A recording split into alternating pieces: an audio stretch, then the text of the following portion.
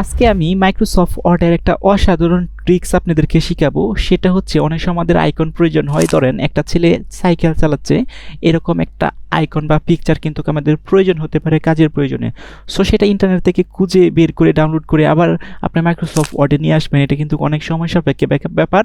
So আজকে আমি আপনাদেরকে মাত্র কয়েক ক্লিকের মাধ্যমে সেটা আপনি কীভাবে নিয়ে আসবেন।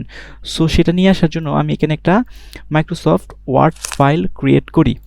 ওকে, ক্রিয়েট করার পর আমি হচ্ছে এটা যে ফন্ট সাইজটা আছে এটা হচ্ছে আমি একটু বড় করে দিই। ধরেন এটা আমি করে দিলাম হচ্ছে 36। ওকে, এবং এই কার্সরটাকে আমি সেন্টারে নিয়ে আসলাম এবং সেভ করলাম। ওকে, সো একটা ছেলে থাকবে এবং ছেলে সাইকেলের উপরে বসে থাকবে এবং সাইকেল চালাচ্ছে, এরকম একটা আইকন প্রয়োজন বা পিকচার দরকার। সো এটা আনার জন্য আপনি কিবোর্ড থেকে লিখবেন 1F, আপনি কিবোর্ডে লিখবেন 1F6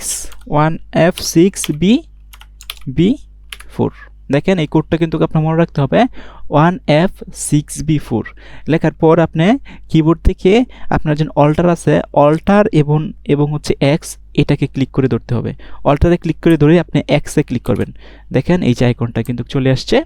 এই যে দেখেন একটা ছেলে সাইকেলের উপরে বসা এবং সাইকেলটাকে রান করতেছে বা চালাইতেছে, এরকম কিন্তু দেখা যাচ্ছে। সো আশা করি এভাবে কয়েক ক্লিকের মাধ্যমেই আপনি এরকম একটা আইকন নিয়ে আসতে পারবেন।